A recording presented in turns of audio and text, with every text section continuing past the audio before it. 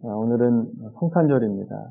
성탄절은 그리스도인들에게 부활절과 함께 빼놓을 수 없는 절기 가운데 하나입니다. 중요하다라고 말하는 이유는 우리의 구원과 관련되어 있는 절기이기 때문에 그렇습니다.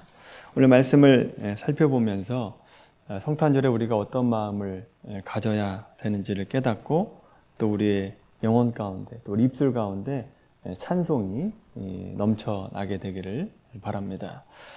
오늘 사도 바울은 에베소서 말씀을 시작하면서 1장 1절 2절 말씀에서 인사말을 하고 나서 3절의 첫 단어, 본론으로 들어가면서 첫 단어를 찬송하리로다 라고 하는 말씀으로 시작하고 있습니다.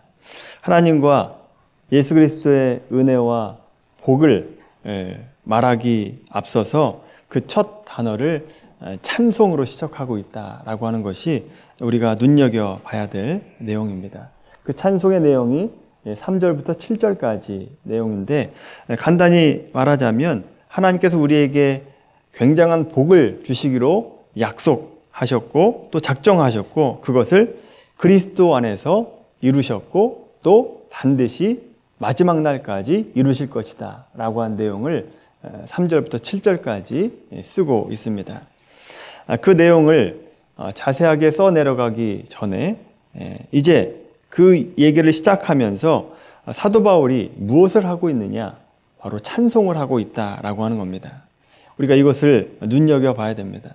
왜 그러냐 하면 감탄과 찬송으로 시작하는 것만으로 그것으로만 봐도 사도 바울이 우리에게 말하려고 하는 내용이 어떤 것인가를 충분히 짐작할 수 있기 때문에 그렇습니다. 예를 들어서 이런 겁니다. 중요한 시험을 보고 나서 결과를 기다리는 자녀들을 한번 생각해 보십시오. 합격자 발표 날, 발표 시간이 됐습니다. 자녀가 자기 방으로 조용히 들어갑니다. 얼마 안 있다가 자녀가 방에서 나와요. 합격했는지 불합격했는지 뭘 보면 알 수 있습니까? 얼굴을 보면, 표정을 보면 알 수 있죠. 그리고 나와서 하는 첫 마디의 그 억양과 강세와 그 뉘앙스만 보면 어떤 결과를 받았는지를 우리가 알게 되죠. 사도 바울이 에베소 교회 교인들에게 편지를 보내면서 에베소 교인들에게 말하려고 하는 것이 하나님께서 우리에게 무엇을 해주셨는가를 말하려고 하고 있는 겁니다. 근데 그 말을 하려고 하는데 그 첫 단어, 찬송을 하고 있다라고 하는 것을 보면 사도 바울이 에베소 교인들에게 하는 그 내용이 어떤 것인가 우리가 충분히 짐작할 수 있다라고 하는 겁니다. 하나님께서 예수 그리스도 안에서 우리를 영광되게 하기 위해서 작정하셨고 그 일을 예수님 안에서 이루셨다라고 하는 것을 말하고 있습니다. 이것을 설명하려고 그 에베소서를 쓰고 있다라고 하는 겁니다. 그것을 설명하려고 하다 보니까 사도 바울이 감탄과 찬송을 쏟아내지 않고는 그 이야기를 시작할 수 없었다라고 하는 거죠. 말하기도 전에 벌써 가슴이 벅찬 겁니다. 그래서 에베소서 서두에 찬송하리로다 라고 하는 말씀으로 시작을 하고 있습니다. 여러분은 어떻습니까? 우리가 4주간의 대림절을 지내고 오늘 주일과 성탄절을 함께 맞는 성탄절의 시간을 예배를 드리고 있습니다. 여러분 중에는 예수님이 이 땅에 오심에 대해서 감사와 또 감격을 하는 분들도 있겠지만 많은 분들이 성탄절에 대한 감사와 감격을 잃어버리고 있는 것이 오늘날 현실이죠. 시대와 여러 가지 환경 탓도 있습니다만 우리는 이 성탄에 대한 기쁨, 이것에 대해서 무감각해졌습니다. 어느 시점에 이르러서는 별로 감격이 없고 또 그냥 한 해가 마무리되나 보다 송년회 분위기로 마치고 있는 것이 대부분이죠.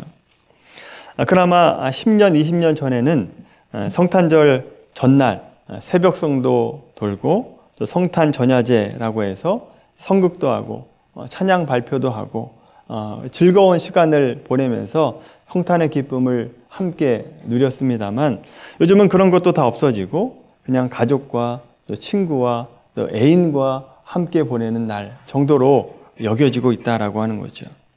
여러분, 우리가 성탄을 생각할 때 이 사도 바울과 같은 찬송이 우리의 마음 가운데 넘쳐나야 됩니다. 기쁨이 있어야 된다라고 하는 거죠. 자, 그렇다면 사도 바울은 어떤 신앙을 가지고 있었기에 이렇게 찬송을 할 수 있었는가라고 하는 것을 우리가 좀 자세히 살펴보도록 하겠습니다. 오늘 이것을 확인하는 것이 우리의 신앙에 굉장히 중요합니다. 왜냐하면 이 내용을 놓치고 있기 때문에 많은 성도들이 믿음을 소유하고 있다라고 얘기하지만 그들의 신앙을 감사하는 쪽으로 가지 못하고 낙심하고 좌절하고 있는 쪽으로 많이 쏠리고 있기 때문에 그렇습니다. 이 바울의 믿음, 바울의 확신이 무엇인지 오늘 3절의 말씀을 한번 보십시오. 3절 말씀 보시면 찬송하리로다 하나님 곧 우리 주 예수 그리스도 아버지께서 그리스도 안에서 하늘에 속한 모든 신령한 복을 우리에게 주시되, 신령한 복을 주십니다. 4절 말씀 보시면 언제 우리에게 신령한 복을 주셨다라고 말합니까? 언제? 곧 창세전에 주셨다라고 얘기합니다. 창세전에 그리스도를 통해서 우리를 하나님의 자녀되게 하셨다라고 하는 것, 이것이 사도 바울이 우리에게 하고 싶은 얘기입니다. 현재 나의 못나고 잘 못하는 것이 있다 할지라도 하나님께서 우리를 자녀되게 하시는 것, 이것은 창세전에 작정하셨기 때문에 내가 못났다 할지라도 취소되지 않는다라고 하는 거죠. 내가 못난 것이 하나님께서 나를 구원하시는 그 구원 계획과 또 구원하심에 방해가 되지 않는다라고 하는 겁니다. 왜 그렇습니까? 창세전에 이미 약속하셨기 때문이다라고 하는 거죠. 이것이 굉장히 중요한 겁니다. 이것이 왜 우리에게 중요하냐? 우리가 신앙생활할 때 낙심할 때는 언제나 나의 부족함을 바라볼 때 언제나 낙심하죠. 내가 힘들고 어렵고 은혜가 안 될 때 언제나 낙심을 하게 됩니다. 내가 신앙생활을 좀 괜찮게 할 때는 하나님이 나를 사랑하시는구나 라고 생각을 합니다. 감격하죠. 감동합니다. 그런데 삶의 어려움이 찾아오고 예배가 은혜가 안 되고 내가 죄를 지었을 때 하나님이 나를 돌보시지 않는구나 라고 생각을 하죠. 낙심의 기준이 하나님이 아니라 자기 자신입니다. 내 자신이 은혜가 되냐 안 되냐, 힘들냐 안 힘드냐, 이거에 따라서 낙심하냐 또 은혜가 된다라고 하는 것을 자기 기준에 의해서 판단하고 있다라고 하는 겁니다. 그러나 그렇지 않습니다. 하나님은 우리가 세상의 유혹을 받고 심지어 죄에 빠져 있다 할지라도 하나님의 사랑과 긍휼과 측량할 수 없는 은혜로 우리를 대하십니다. 창세전에 그렇게 계획하셨기 때문이다 라고 하는 겁니다.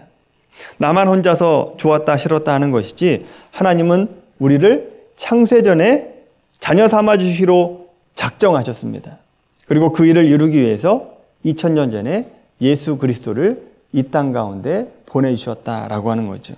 이것을 알았던 사도 바울은 찬송하리로다 라고 얘기할 수밖에 없었다라고 하는 겁니다. 그 말로 시작할 수밖에 없었던 이 사도 바울의 심정을 우리가 헤아리게 되기를 바랍니다.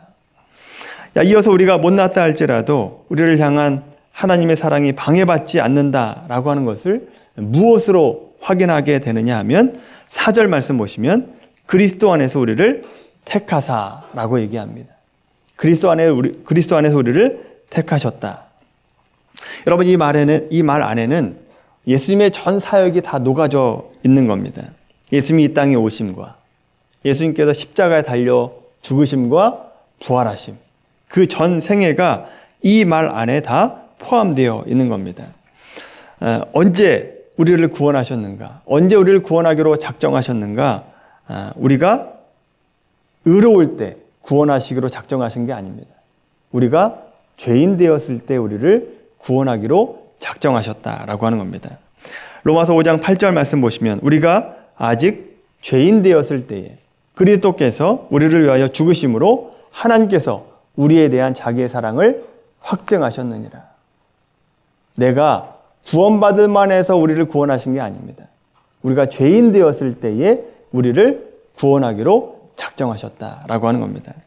여러분, 여기서 죄인이라고 할 때는 단지 윤리 도덕적인 죄만을 얘기하고 있는 것이 아니라 우리가 하나님이 계신 것을 알지 못할 때, 그리고 심지어 내가 하나님이 싫어하고 예수 믿는 자들을 박해할 때, 그때에도 여전히 하나님은 나를 사랑하셔서 나를 위해서 예수님이 이 땅 가운데 보내주시고 십자가에 못 박혀 죽게 하시고 부활하게 하셨다라고 하는 겁니다.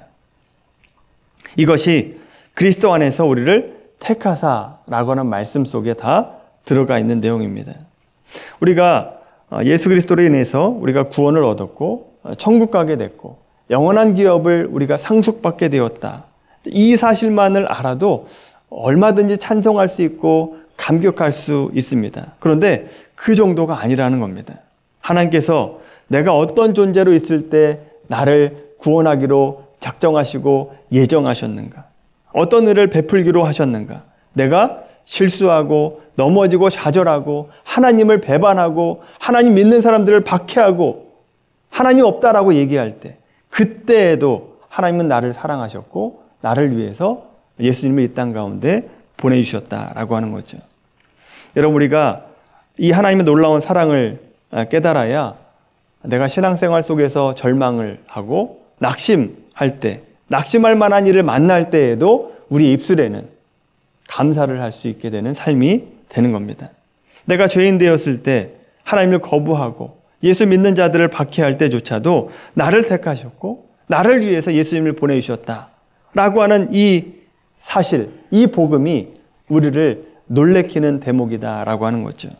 이것을 알 때 6절의 말씀처럼 그의 은혜의 영광을 찬송하게 하려는 것이라 라고 하는 말씀처럼 하나님을 찬송할 수 있게 되는 것입니다. 자, 이런 하나님의 은혜와 사랑을 우리에게 주셨는데 이 모든 것을 우리가 무엇으로 확신할 수 있는가? 무엇으로 확증할 수 있는가? 말씀 한번 찾아보겠습니다. 로마서 8장 말씀입니다. 그 확신의 근거를 로마서 8장 말씀에 해주고 있습니다.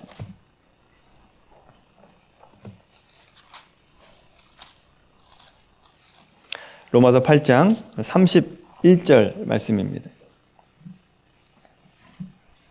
하나님의 은혜와 사랑을 무엇으로 확증할 수 있는가? 로마서 8장 31절, 32절 말씀입니다. 같이 한 목소리로 읽겠습니다. 그런즉 이 일에 대하여 우리가 무슨 말 하리요? 만일 하나님이 우리를 위하시면 누가 우리를 대적하리요? 자기 아들을 아끼지 아니하시고 우리 모든 사람을 위하여 내주신 이가 어찌 그 아들과 함께 모든 것을 우리에게 주시지 아니하겠느냐. 아멘.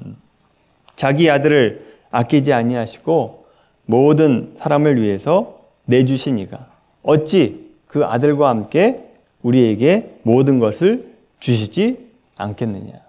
아들까지 줬는데 너에게 뭘 못 주겠냐라고 한 얘기입니다. 예수님이 확신의 근거가 됩니다.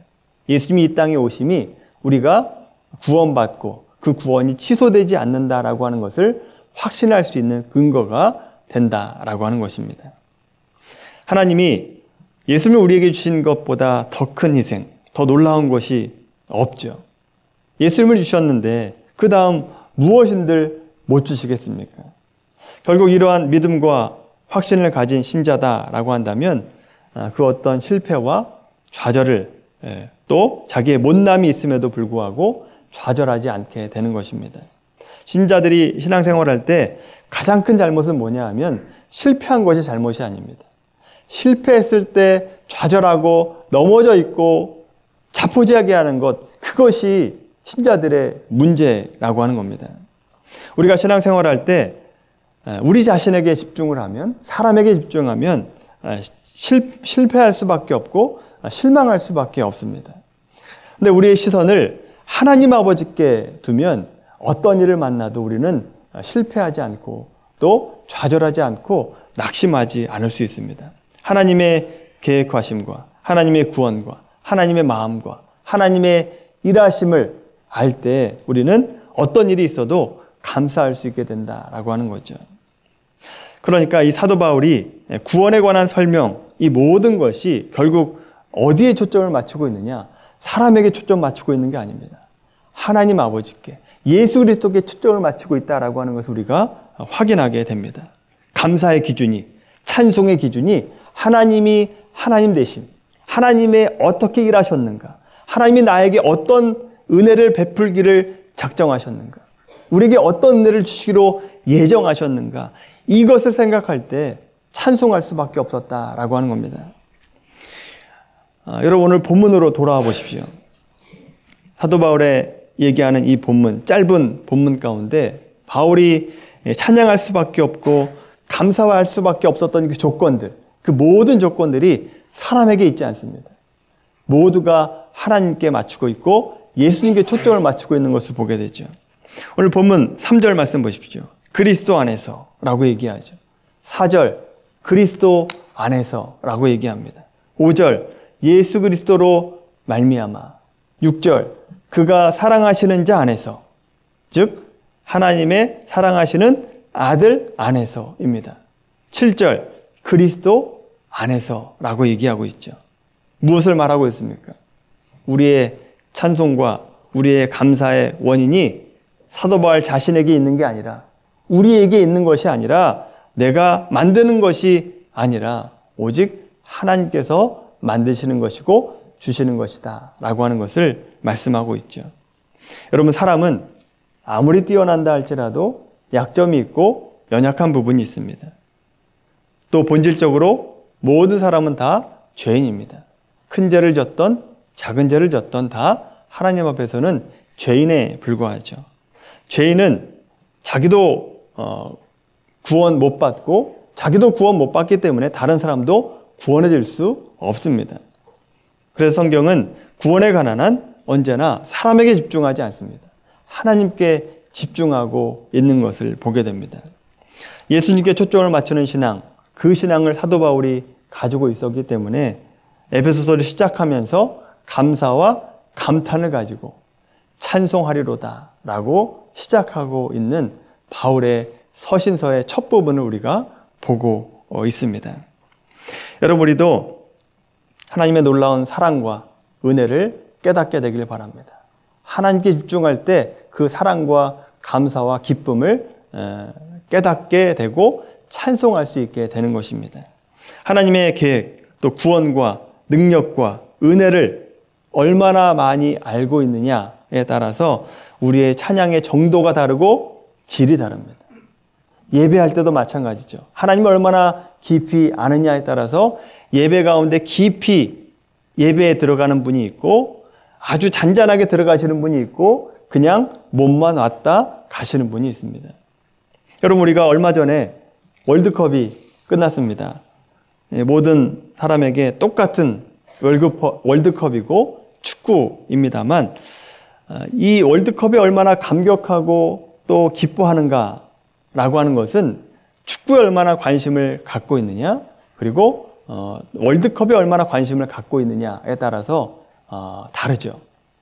어떤 분은 월드컵 우리나라가 16강에 들어갔다라고 하는 것에 대해서 그게 나와 무슨 상관이냐라고 얘기하는 분이 있습니다.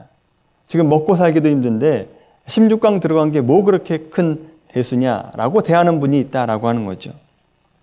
또 어떤 분은 축하할 일이네 정도로 그냥 충분히 기뻐하지 않고 그냥 잘 됐다라고 하는 정도로만 얘기하는 분이 있습니다. 그런데 그런가 하면 그 새벽 2시, 4시, 12시에 하는 그 새벽 경기를 실시간으로 보면서 질 때는 안타까워하고 이길 때는 함께 기뻐하고 골 넣었을 때는 그 새벽에 소리를 지르고 하는 그런 분들이 있었다라고 하는 거죠. 여러분 이 차이가 어디서 나는 겁니까? 똑같은 경기인데 어떤 분은 기뻐하고 어떤 분은 무감각하고 어디서 그 차이가 나느냐? 축구에 얼마나 관심을 가지고 있느냐, 얼마나 축구를 아느냐에 따라 달라지게 된다라고 하는 거죠. 근데 여러분 16강에 들어간 게 정말 기쁜 사람, 정말로 기쁜 사람이 누굽니까? 우리나라가 16강에 들어간 것을 가장 기뻐할 만한 사람이 누구죠? 그 선수들입니다. 관중으로 아무리 기뻐한다 할지라도 그 선수가 내리는 기쁨만큼은 기뻐할 수 없다라고 하는 겁니다. 그 승리가 자신의 승리고 자신들의 영광이고 자신들의 상급이기 때문에 그렇습니다. 오늘 본문에서도 찬송하는 것도 마찬가지입니다. 하나님께서 우리에게 주시고자 하는 신령한 복과 은혜가 무엇인지를 얼마나 깊이 아는가. 또 우리를 구원하기 위해서 독생자를 이 땅 가운데 보내주셨고 그 예수님을 십자가에 죽게 하시고 부활하게 하신 그 하나님의 능력과 은혜가 얼마나 깊은지를 깨달을 때 거기에 따라서 얼마나 깊이 깨닫냐에 따라서 찬송의 깊이가 다르고 질이 달라지게 된다라고 하는 거죠. 여러분, 이런 복된 약속이 우리가 죄인 되었을 때 예수님을 통해서 확정하셨다라고 하는 것을 알고 우리의 믿음의 초점이 내가 아니라 하나님께 초점을 맞출 때 우리의 찬송이 놀라운 찬송이 되고 형용할 수 없는 찬송이 될 수 있게 되는 겁니다. 여러분, 그래서 우리가 하나님을 깊이 알아가게 되기를 바랍니다. 하나님을 깊이 알아가게 되길 바랍니다. 또 이 땅 가운데 오신 예수님의 그 성탄이 얼마나 기쁜 날인가를 알게 되길 바랍니다. 나에게 어떤 날인지를 알게 되길 바라고 나에게 이 날이 얼마나 의미 있는 날인지를 깊이 깨닫게 되길 바랍니다. 그렇게 될 때 오늘 본문을 시작하면서 사도 바울이 찬송으로 시작했던 그 마음을 우리가 이해할 수 있게 되는 것이고 닮아갈 수 있게 되는 것입니다. 우리의 신앙의 초점을 내가 아닌 하나님의 구원에 초점을 두시고 이 성탄절 우리 마음 가운데 사도 바울이 찬송하리로다 라고 시작했던 그 마음이 우리의 마음이 되길 바라고 찬송으로 또 감사로 기쁨으로 이 성탄절을 보내게 되기는 우리 모두가 되기를 예수님의 이름으로 간절히 축원합니다.